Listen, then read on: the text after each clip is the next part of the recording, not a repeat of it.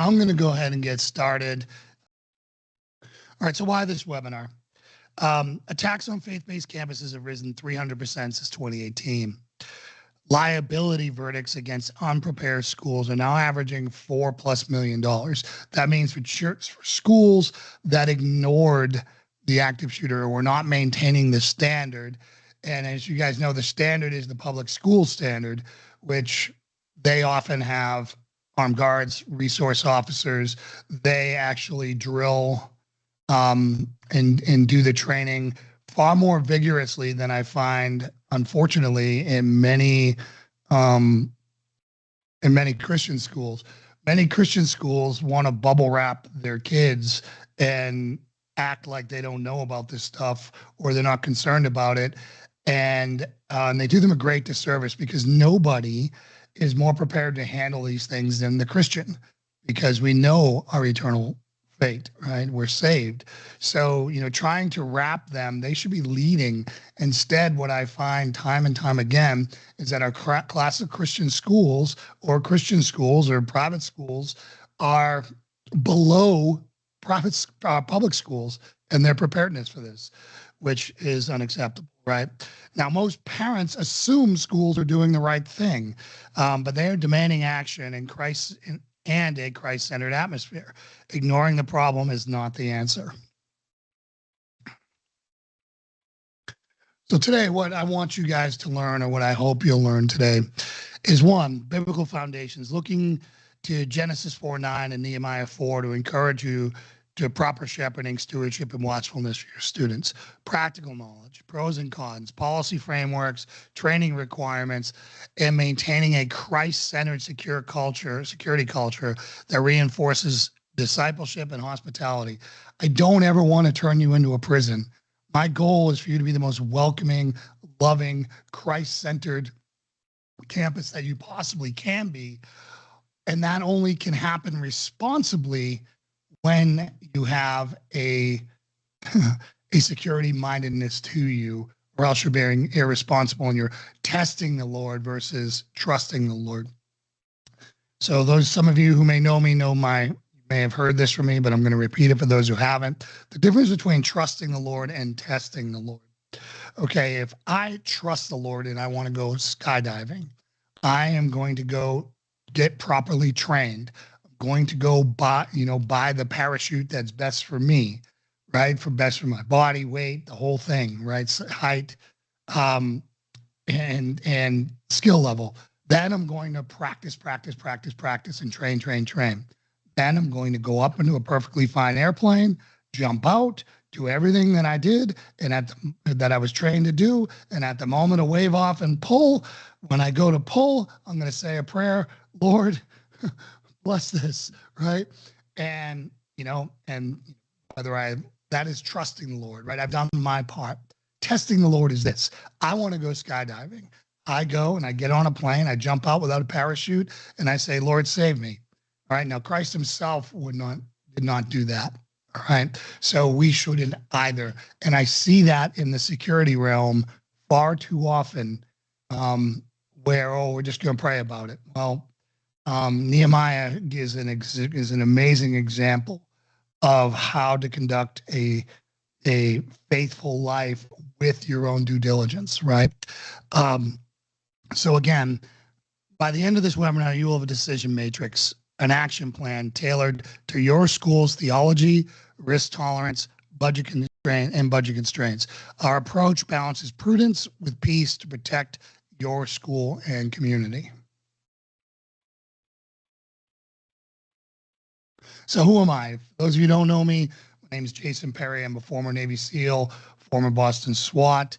I bodyguarded billionaires, and I've worked pre-COVID. We worked with Fortune 1000, Fortune 500, Fortune 200, Fortune 100 companies. I've worked with some of the biggest companies on the planet, trying to make them safer.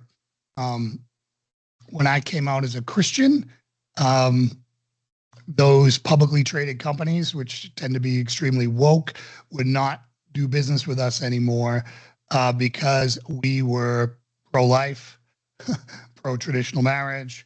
And so, sat down got on my knees and prayed. Lord, what am I supposed to do? All these people who, we were doing very well with prior to COVID. Now, COVID was tough enough, like really tough for our industry as it was, I'm sure, for you guys as you had to adjust. But I need to find a tribe that wouldn't cancel me because of my beliefs. And that was God's people.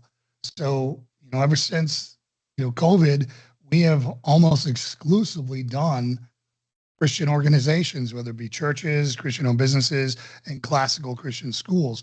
What I didn't know is one of our first clients was a classical Christian school, and I had already had another client that was glad before I was even aware of what ACCS was, and then, I got exposed to Doug Wilson, and, as my biblical IQ rose, more Reformed theology, and so on and so forth. And, and now here we are, right? We're speaking at the ACCS for the second time in 2 years. I'll be doing a workshop there. The other reason why I wanted to do this workshop today is because I can't give this topic the time it needs in sprinkled in with all the topics I was asked to cover at ACCS.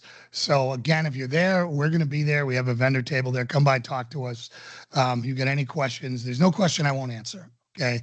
But the whole part about this, is that when we started training Christian organizations, I was known as the guy who could go train a business or an organization in Berkeley, California, where they make it a full-time job to get offended, and then go to El Paso, Texas, and teach a bunch of cowboys who can't be offended and have them like the same content. But still, it was secular content. But once I started teaching classical Christian schools and biblical worldview Christian schools, being able to fold in discipling, because, I'm a lay pastor of a home church network here in Tennessee. We have our own ministry, 44 acres, all kinds of stuff here. And it became something incredible because it became part of being the good shepherd. All right.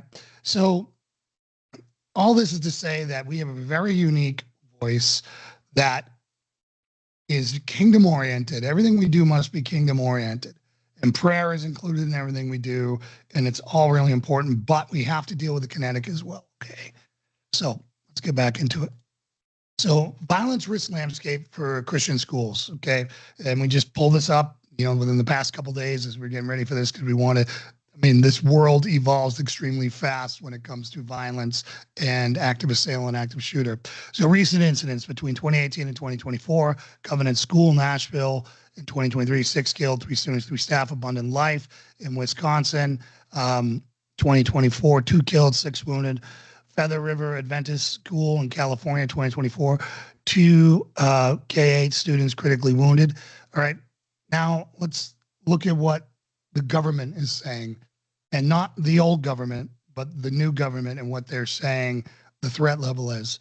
So DHS and NTAS, November 2024, faith-based education facilities remain likely targets. The FBI is saying religious-based incidents are up 26%. Christian institutions, 48% of attacks. 48% of the attacks are going against Christian institutions. Okay. And then CISA K through 12 guide lists faith-based schools as requiring layered defenses, meaning having robust defenses. Some more trend data. Violent and threatening attacks on faith campuses are up 300% since 2018. And then NSGP funding. Okay, this is funding for you guys to do security training, infrastructure hardening, et cetera. Doubled to $305 million in fiscal year 2024, with 27% of that going to religious schools. These statistics confirm no immunity for faith-based K-12 campuses. Federal intelligence and grant funding priorities signal a sustained elevated threat, mandating proactive, layered security approaches for Christian schools. So what's the legal landscape, when we're talking about whether we should arm our people? Depending on where you live, reality is going to be completely different. Okay. The legal landscape, is the difference between California and Tennessee couldn't be more night and day. So 34 permit 34 states permit armed staff under specific conditions. Others, such as California, New York, and New Jersey, forbid anyone except sworn law enforcement officers from carrying firearms, even in private schools. In 2025, there are bills in Colorado, North Carolina to expand armed staff authority, while Alabama and Mississippi are proposing insurance immunity statutes. Okay, I want you to look over here. Let me see if my laser pointer thing works here. But if you look here, Tennessee, Georgia, and Virginia, boards may grant written permission. Okay, they may grant written permission for people to carry in their schools. All right. And then again, 34 permit armed staff under specific conditions and training requirements. In Florida, you have to have 144 training hours. The Florida Guardian Program requirements, including shooting quals, to be able to do this in Florida. Okay. So again, always go with your local, state, and federal laws. These things change all the time. There's new legislatures, new rules, new restrictions, less restrictions, depending on where you live. You guys know where you live better than I do, and you know your political environment where you're at. But just know that this is rapidly evolving, especially with the current administration, to enable you to defend your students legally. All right, let's talk about the theological aspect of this.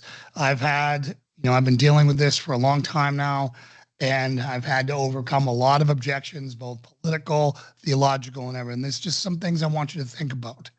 Okay, the sanctity of life in Deuteronomy 5:17, the obligation to protect the innocent. The sword passage, as some people call it, sell your cloak and buy a sword. Jesus himself affirms prudent self-defense tools. I watched broke my heart watching R.C. Sproul in their Reformed study Bible twist himself into a contortionist to try to say it wasn't a real sword, where the ESV clearly presents all sides of it, and it's far more logically that he is talking about arming that, because, again, it wasn't easy to hide swords. 2 of his disciples had swords and produced them, so he hadn't forbid carrying them. Okay, and then in Nehemiah, you see prayer and posted guards. Faith is not passive. Nehemiah, they didn't just get in the corner and sing kumbayas in an all-glass room, telling everyone they're going to be okay. That doesn't work. No, they posted guards. They wore armor. They worked with one hand and were armed with the other. Okay, this is the reality of it. They had a communication system saying they were too spread out. They would blow a horn and rally to the horn because that's where the fighting would be, and God would then come and fight with them, blessing their combat prowess, right? So again, and then, for those of you who are Westminster, confessions of faith, Scripture provides a clear framework for protective stewardship. The Westminster Larger Catechism 135 summarizes this duty as all just defense of ourselves and others against violence. This theological foundation balances loving protection with Christ-centered wisdom. All right, so how do we engage pacifist and cultural objections? All right, historic Christian pacifism, Anabaptist tradition, is principled, not liberal drift. Modern liberal pacifism is often rooted in utopian or rejection of biblical authority and freedom, while heretical pacifism denies Christ's justice or legitimacy of force under any circumstances. The objections that we hear: Jesus turned the other cheek. This was a personal insult, not life-threatening violence. Arming staff, right, replaces trust in God. Nehemiah 4:9 shows, and in a lot of other places, prayer and guards, right? God blesses the work we do. Guns create a culture of fear, which is one of the biggest misconceptions ever. Well-trained guardians create confidence, okay? And early church martyrs never fought back. Protection of children fulfills love. You guys, when somebody turns over their child to you, you become their guardian. That word means something. Okay, you become their guardian. The mission of the early church is way different, in a different time, different place than that. We are called to be disciples of Jesus Christ, to spread the gospel, but we are 100% called to protect our sheep. Okay, Cultural messaging is critical. Frame security as an act of love and service, not militancy. Highlight biblical precedent and historical church defense examples, providing conscience accommodation roles for dissenters, and emphasize that use of force is a last resort. Our primary goal is deterrence and preservation of life. Psychological impact. So some of the things that we have to overcome is people think that this is going to be handled negatively by students, and again, that is not the case. Schools with armed safety plans showed 25% lower teacher anxiety, according to a Penn State research conducted in 2023. Post-crisis PTSD severity correlates directly with a perceived lack of control during an incident, highlighting the importance of empowerment versus helplessness. I've had survivors of the Las Vegas shooting and one of the San Bernardino shootings go through our training to take their life back. And they gave their testimony on how, for the first time, they were going to leave their house because they understood that they had say in how things went. They were, they weren't just born victims. They had, they could counter, they could plan, they could move, they could do things that made their outcome far better than what they thought they would have been, what it could have been. All right. So again, student perception shows a split. 54% feel safer knowing trained adults can respond. And this is obviously in the older ones. The younger ones, 100% want an adult who can respond. 22% feel uneasy if communication about trained adults is vague. They're trained. How? What? Because again, what teenager doesn't know more than any adult, right? They want to know that you're competent. You know what you're doing. Okay. This underscores the importance of transparent policy and briefings that appropriate to age level. Right. So often schools just want to keep their kids at arm's distance from any of this stuff. And they're the ones who've been growing up in the post-Columbine world. They're the ones who may have come from other schools where they actually did it. And Christian schools are not. They're doing things that are just terrible. Okay. So effective drill design must include age-appropriate language, emphasize empowerment rather than fear, and conclude with prayers and opportunities to ask questions to ease any concerns. There's a chart going, 54% feel safer, feel uneasy, feel neutral. Okay, so there are two different types of way to do firearms in your school.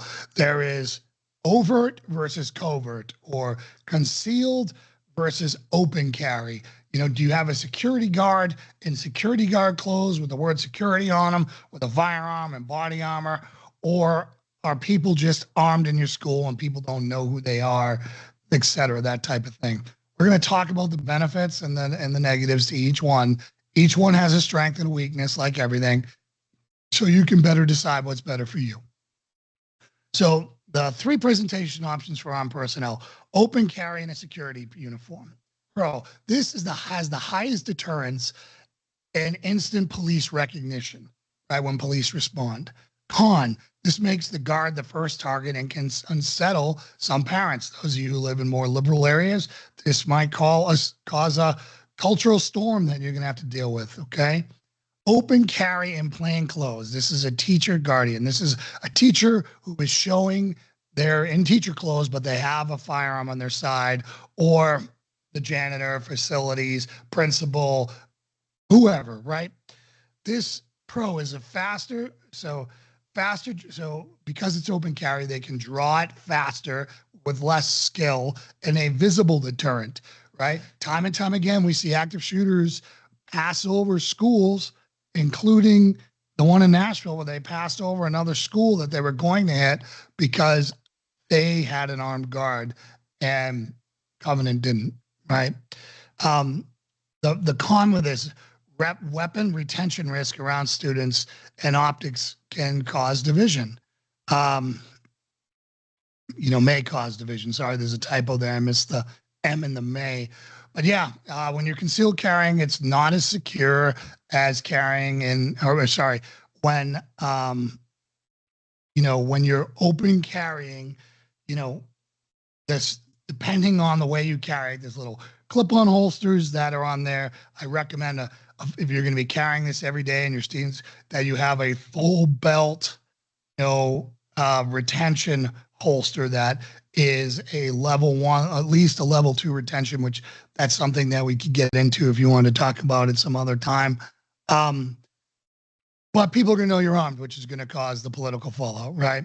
Concealed carry with a covert guardian. Nobody knows who's carrying. No one knows who's armed.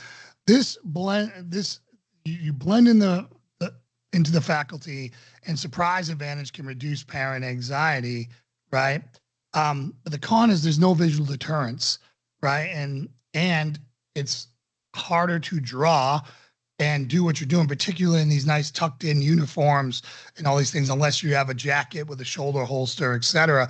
Takes higher skill, right? And, being disciplined 5 days a week, carrying that way can be hard to be disciplined to where you're not going to accidentally show someone you're carrying it. And then if people don't know about it, it might be a big deal. So again, these are the challenges of it, right?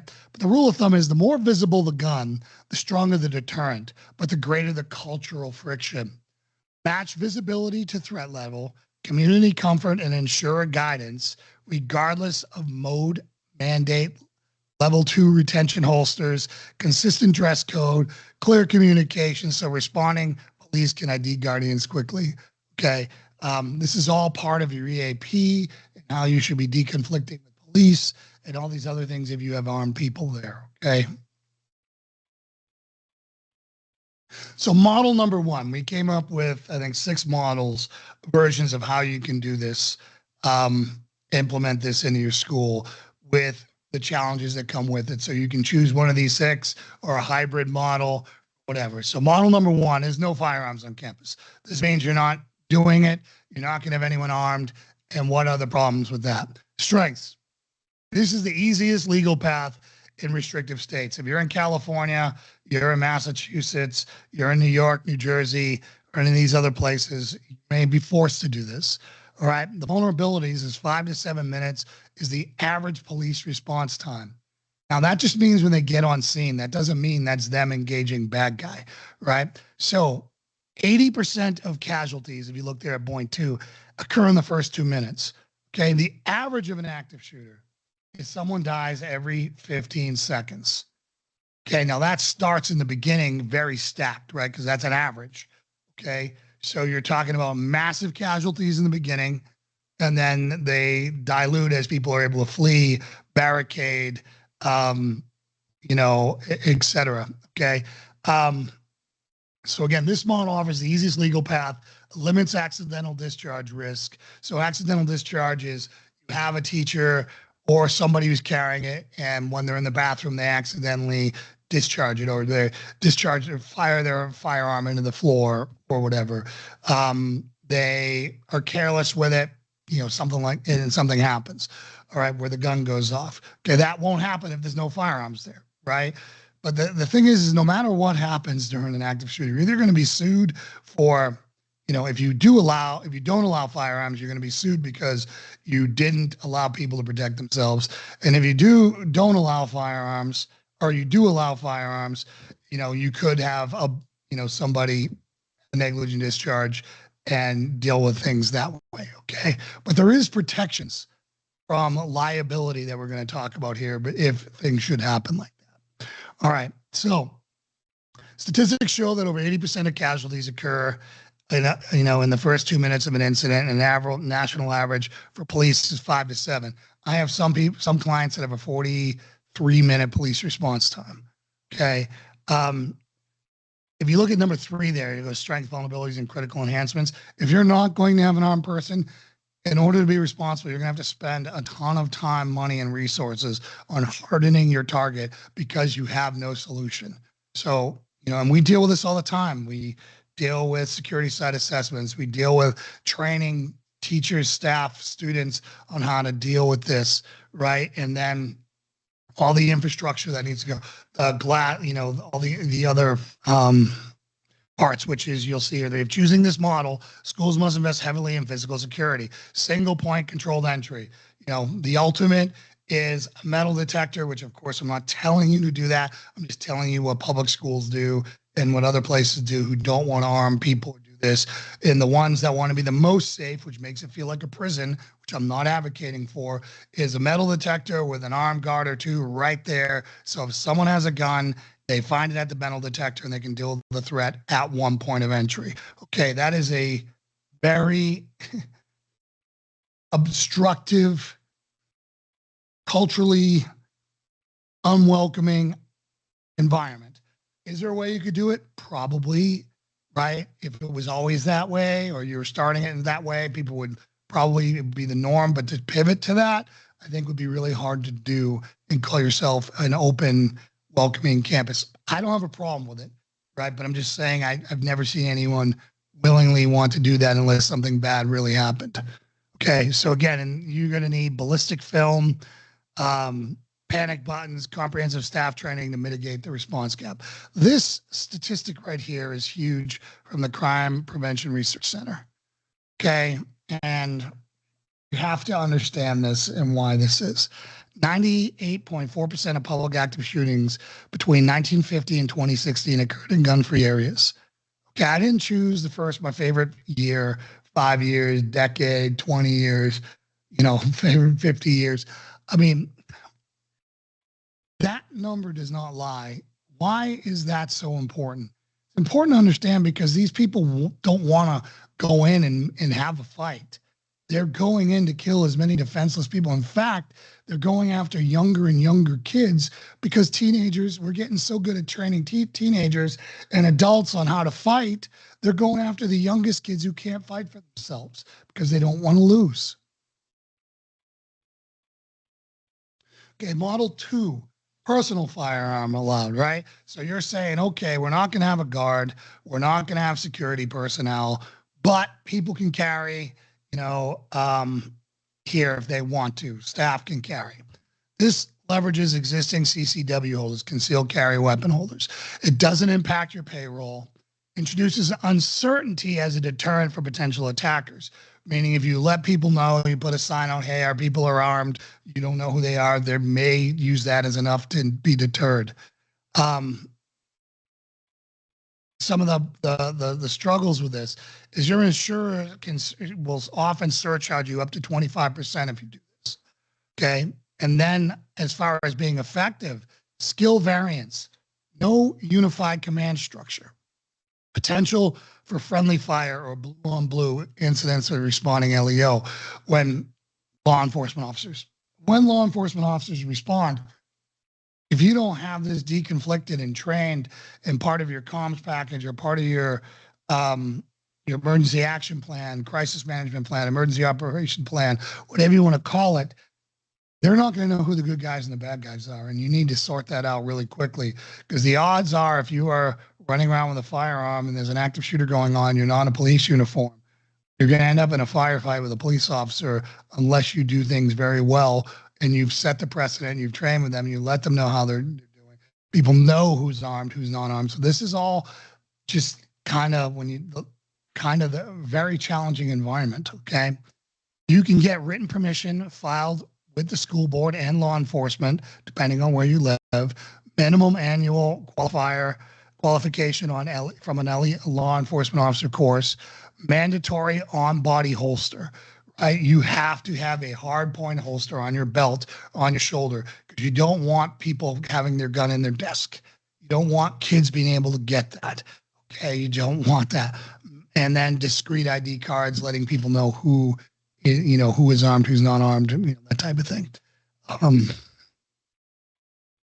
Model 3, school selected armed staff.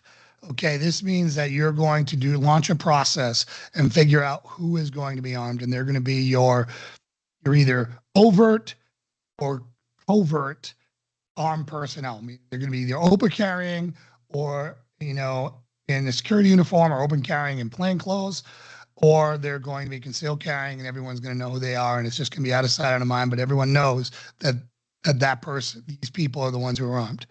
Vetting, you need to do background checks, which you're already doing, right? But enhanced background checks, psychological evaluations, and spiritual maturity interviews. We want to know where they are in their faith. Ensure only the most qualified, emotionally stable staff members are selected for the Guardian program. Comprehensive training. You want 40 to 60 hours minimum of specialized Guardian training, including live fire exercises and force-on-force scenarios. That's with role players and simulation, paintballs, laser guns, whatever that they're out there. That there are schools out there. We do them. And emergency medical response, tourniquets, stop the bleed, etc. Creates a cohesive, capable team. All right. Ongoing qualifications. This isn't a one and done thing. Quarterly range practice and annual scenario evaluation prevents skill decay while maintaining readiness for the 60 to 120 second response window of from bang to a good guy getting there and stopping the threat. Okay. Secure implementation, carefully manage secure storage options on body, like I said, or biometric safes that are hard pointed somewhere where it's your palm print, hand print, etc. And a confidential roster shared only with law enforcement, insurers, and the board maintains both security and discretion. That's for those who want to do it on the down low, on the covert side, versus the overt side. People are going to know, right? This model has some challenges, but it has some benefits. This model offers rapid response capability at approximately $3,000 per Guardian annually, compared to a $70,000 for a dedicated officer, and that's depending on where you live. It could be 70 to 90 or 110 or 55, depending if you live in Alabama or Mississippi. However, it places emotional burden on educators and requires a robust chaplain and leadership support, right, along with rigorous oversight to prevent skill deterioration. Chaplain, pastor, whoever is the chief discipler at your school.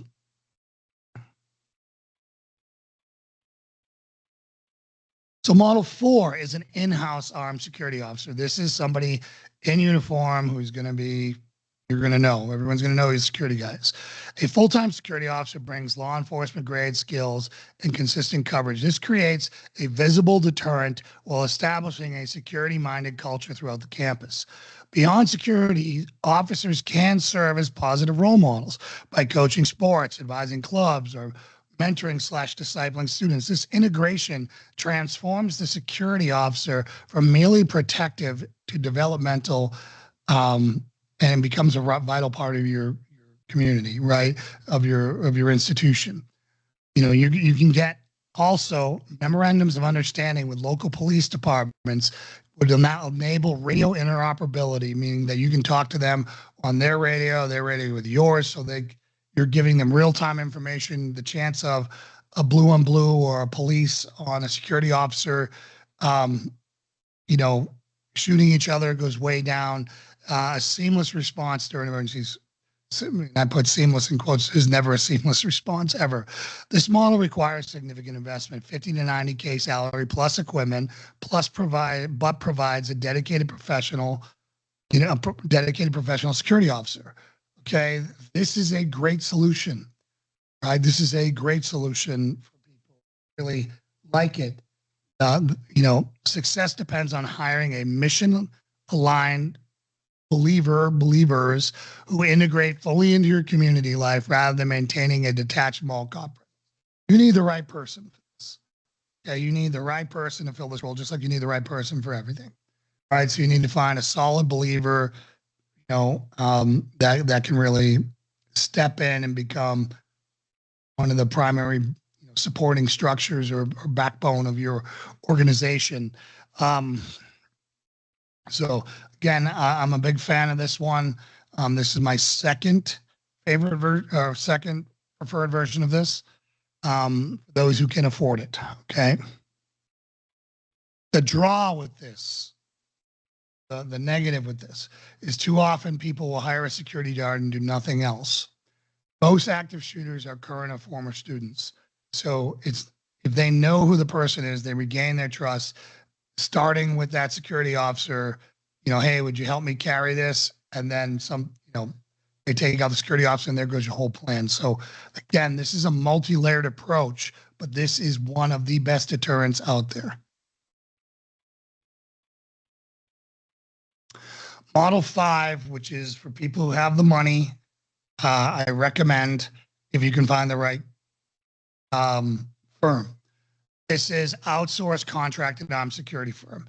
You're hiring a firm to come in and be your security, okay? That way you can scale up and heighten threats or in a major event and scale down because you'll have, more than, it's a company of more than one. It's more than just your one person, right? This also outsources, often, not always, often outsources your liability and HR management. It's got a high cost of $35 to $65 an hour, and even more in some places. It's scalable coverage for events. Some of the limitations are that it's rotating personnel can erode student rapport. So you're talking about, when you find someone, you want to be able to make sure that you get that same guy. You don't want somebody rotating out all the time. You don't know where they are in their faith or anything else, their personnel skills, their communication skills, their emotional intelligence, etc. Quick replacement of underperformers. You get somebody who doesn't work out, they're not doing a good job, they mess up, gone. But having their values alignment with yours is not guaranteed. And that can be really, really challenging to find, particularly depending on where you live. They will have professional equipment and training. Limitations is cost parity with in-house, which was the previous version, which you saw how expensive that was. By year 3, you're about the same. Contracting with professional firm outside outsources liability HL concerns while providing scalable coverage hours, the ability to quickly terminate, replace underperforming guards, flexibility that in-house position lacks. Essential contract elements include, now this is important, include indemnification clauses, making your school an additional insured party, right? So their insurance is going to bring it on, so you're going to be covered by their insurance, okay? Specific training standards for force-on-force scenarios. Make sure that you're not getting the least trained people, and that's why you got them for such a good price. Make sure they know how to do trauma medicine, okay? And how they can actually interact with children. They're not a social grenade. You must be very specific with these people. You must give them fixed post orders and patrol patterns that should be documented to make sure that they're meeting your expectations. While the school must retain the right of refusal, any guard who doesn't align with your values or culture. You got to be able to say, hey, this guy doesn't fit with us. We need somebody else, and it might take you a while to find the right guy. Let's go to Model 6. And I'm going to accelerate a little bit here, and then we'll have some time for Q&A. I promise Q&A may run a little bit over the mark. So, armed volunteer security team. This is, hey, we get a bunch of veterans, a bunch of cops, a bunch of people here in our community, and they want to serve as, security for us. They're willing to do it for nothing. They're retired. This can be a great low-cost solution. This model utilizes vetted, trained volunteers, parents, alumni, church members, off-duty law enforcement, and veterans who serve scheduled shifts as armed guardians.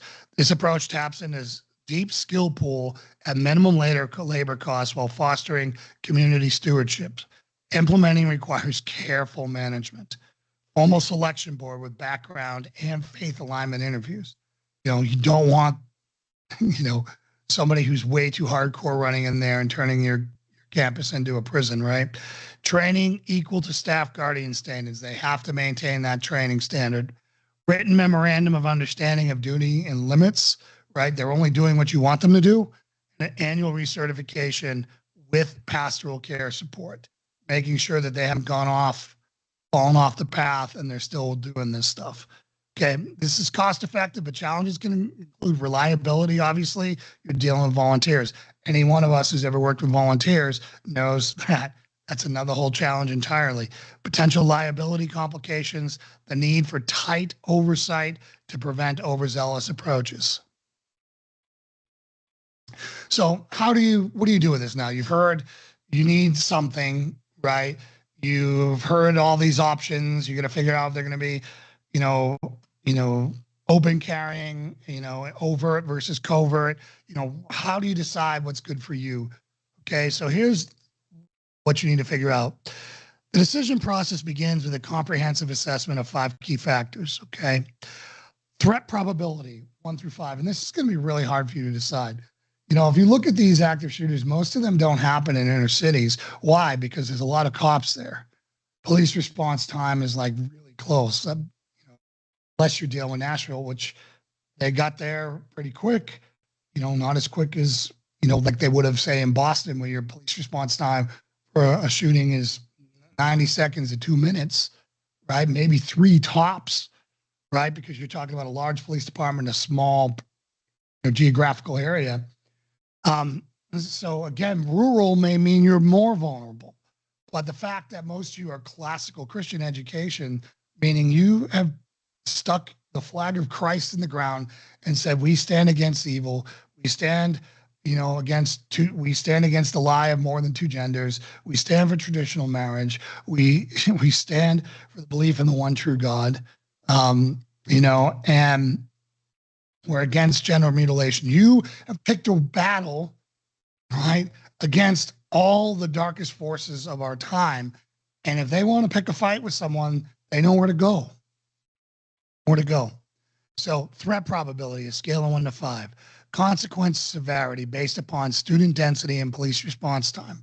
Okay, no student is enough, but there's a difference between, hey, we have 500 kids in the gym versus we have 10 kids after school at after school activity doing a play, right? Still would be unthinkable, still would be horrible, but the catastrophic results of somebody with a weapon coming in with 500 kids versus 5 or 10, that's what I'm talking about there. And look at budgetary capacity. What's your budget at?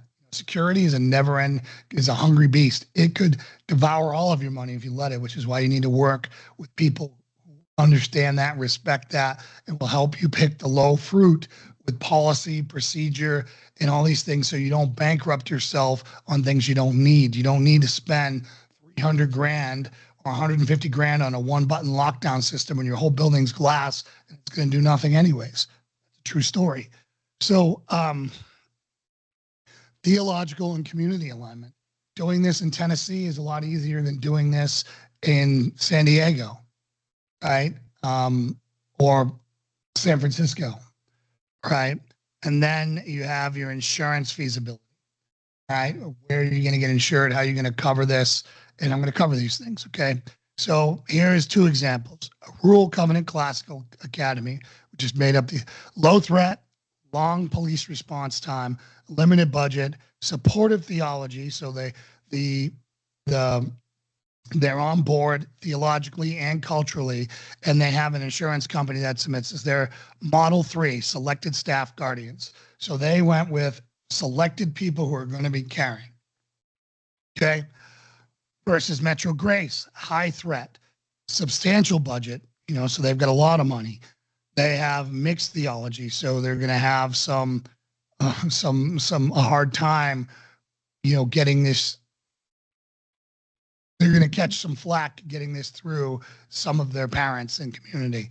Restrictive insurance. They go with a hybrid model 4 or 5, which would be contracted or in-house officers, but unarmed teachers. So they have a security guard that is a security guard, whether it's they've outsourced it or they trained up one themselves, and that's permanent staff, and that is how they do it. So that is how I would come up with those, and those are just some of the 5 factors that I think will help you get to where you need to go to figure this out.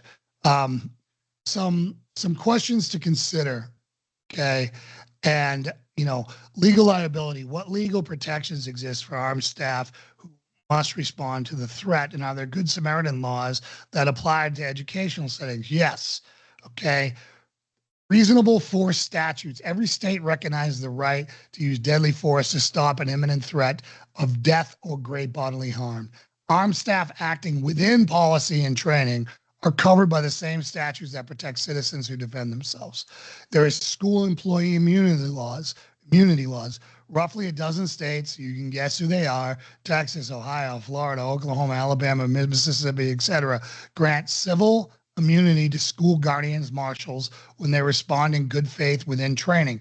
What's that within training mean? You have to work within policy and your training. You're not going to do something crazy, right? You're doing what you're trained to do, which is why that training is so important. Okay. District board indemnification. Your board can indemnify employees for actions taken under authorized policy in some states. Okay.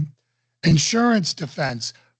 Properly underwritten liability policies provide a legal defense and pay judgments provided staff followed approved protocols. Again, the key caveat here is immunity is void if the responder ignores policy, uses excessive force, or is impaired, drunk, on drugs, etc. And then every state has Good Samaritan laws that, to emergency medical aid, tourniquet, CPR, AED rendered by lay responders. A few states, Texas, Florida, Georgia, broaden that. Emergency response actions taken in good faith by recognized school guardians. Even when non-explicit, staff who stop an active threat are normally evaluated under self-defense law, not negligence. So again, there's a lot of coverage already built in. Okay, and then training standards. What's the minimum training standards? You've heard it's all over the place depending on your state. Okay, there's some minimum ones that I would do. There's two different types of security officers, and I know I'm running long here, and we're almost done, I promise. But I want to cover this.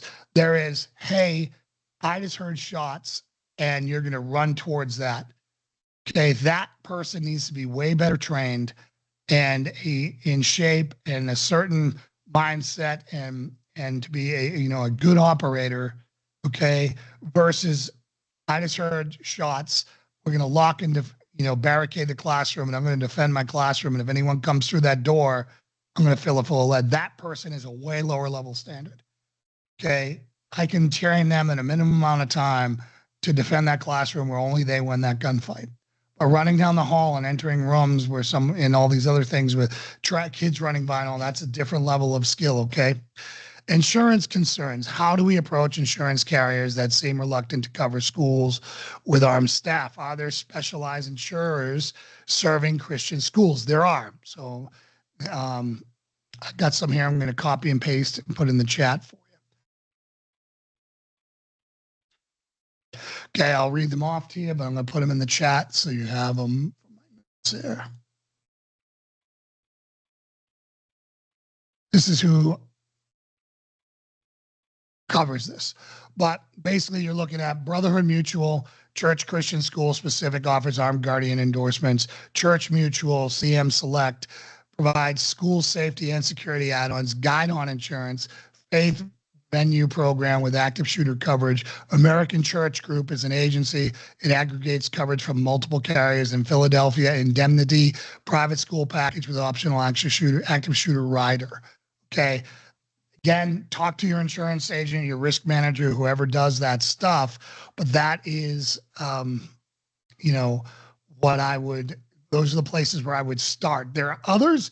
Those are just the ones that I know about. Okay. And then the last part is community communication here. What's the best approach for communicating our security posture to parents without creating fear or compromising confidential protocols? Okay. Principle first messaging. We protect our students because they're God's image bearers, right? Your Christian schools. Are you really Christian schools, or are you just kind of saying you're Christian schools? I mean, because that's a big difference, right? If you're a biblical worldview school, this is a no-brainer, right? Layered overview. Share the concept of guardians, access control, medical readiness, without tactical details, right? You just tell them, hey, this is what we're doing. They don't need to know everything so that that's in there, but they should know that you're competent in what you do. Can you allow Q&As in a town hall format? Okay. Make sure, allowing them to do, bring in scripture, you bring in scripture and data, police response times, explain, a death every 15 seconds in the average, how address chief concerns, training, vetting, storage, liability. And then age-appropriate disclosure. Elementary parents get reassurance. Older students receive empowerment briefings. Ongoing updates, quarterly newsletter, drills completed, gear updated, faculty trained. Thank you for partnering with us in safety. Rule of thumb, enough transparency to build trust, enough confidentiality to preserve tactical advantage, right? So let's say you do this. Is that enough? Are you done? You bought a armed guard. You did all these things. The answer is this is a great first step, okay, or this is a great next step. But there are other things that you need in policy and procedures, an emergency operation plan, and your training for those who are not trained. Depending on the size of your campus, your football coach is on the football field. It's going to take him 3 minutes to run to the third floor of your building where the active shooter is, right? And everybody in between there is waiting for only that one person to show up. So again, he's going to get there before any cops get there or police officers, but everyone needs to know what to do. Okay, there are multiple examples of active shooters at schools where an SRO or guardian was not in the right place at the right time, or they were cowards. Okay, Parkland, they had an SRO there who saw the shooter come in with a gun case, and he went and hid. Okay, he went and hid. Balde, you had all those cops who sat there and let all those kids die. They went in and got their own kids out, but they let everyone else's kids die. People are human, they fail. Okay, armed personnel fit within a larger framework of a safety program that includes an emergency action plan, solid policies, and comprehensive training. Okay. So thank you for participating in today's webinar on this critical topic of Christian education. Your commitment to protecting your students while maintaining a Christ-centered environment demonstrates true biblical stewardship. Our team remains available for consultation as you develop your security strategy. Remember, comprehensive programs requires both spiritual vigilance and practical preparation working hand in hand. Lock shields with us, and together we'll hold the line. Really proud of this Google review. We trained Ty Fisher. If you're part of the ACCS, you know Ty is part of one of the founding blocks of this, of the ACCS. We did his school. There is his review. We were blown away by it. We're very thankful. And you should check it out. You can go to our Google page and find it, but there's Ty's review. I'm going to end this now. God bless you.